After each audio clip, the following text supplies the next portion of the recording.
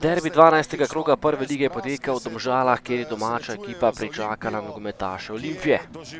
Domžalčani v dobri formi na zadnjih tekmah so neporaženi, Olimpija pa je še vedno prva na lestvici. Tole že prva resnejša akcija tekme in strel Šporarja po izjemnem prodoru Hentija je zadev Andraž Šporar in popeljal Olimpijo do prednosti 0:1. Tekla je 38. minuta. Na derbijih je Henti očitno dobro razpoložen, proti Mariboru je že pokazal svoje kvalitete, zdaj pa še proti Domžalam. Takole je podal za gol Šporarja, za 8. gol Ljubljančana, ki je tudi prvi strelec prvenstva v tem trenutku. Prvi polčas ni prinesel prav veliko obetavnih akcij, tole je bila akcija Domžal in priložnost za Črnica, žoga pred vrata, na pravem mestu je bil Aleksander Šeliga.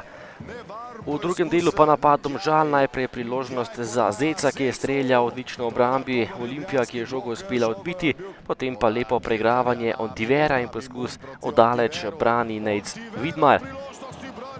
Prekinitev Domžal, tole je bila priložnost za Zeca, ki je streljal, z nekaj sreče pa je premagal vratarja Šeligo za izenačenje na 1:1.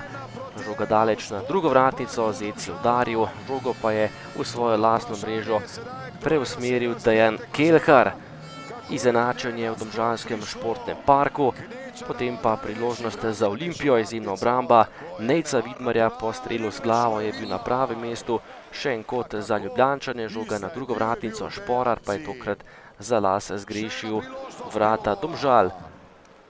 Nato pa eden izmed pomembnejših dogodkov v tem drugem polčasu, prekršek je storil Gaber Dobrovoljc, potem pa nešportna poteza Mitrovića, ki je po mnenju glavnega sodnika udaril Dobrovoljca in tudi bil izključen. Z igralcem manj je tekmo nadaljevala Olimpija.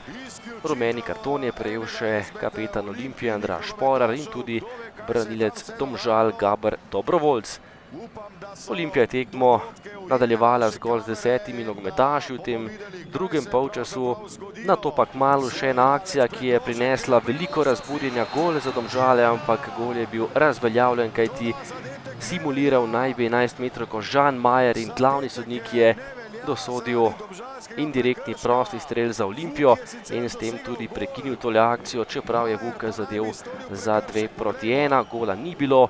Olimpija pa je tokrat dobro odnesla in ostala je pri zidu 1:1.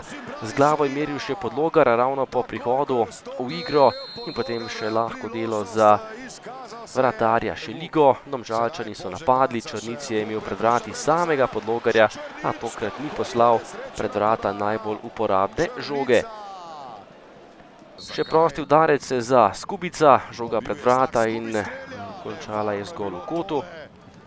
In nato še zadnja akcija tekme, poskušal je Horić zadev branilca Olimpije, zahtevali so domači 11-metrovko, katere pa tokrat ni bilo in tekma se je končala neodločeno 1:1. Po nervoznem drugem polčasu je bilo tekme konec, Olimpija je povedla v prvem, v drugem delu pa so Domžale vendarle uspele izenačiti.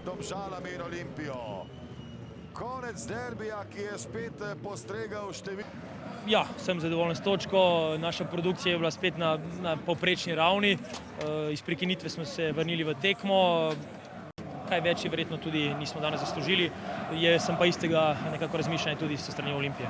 Hvala lepa. Edina izjava, ki bom dal čestitke mojim fantom za pošteno, borbeno igro in za dosežen zadetek.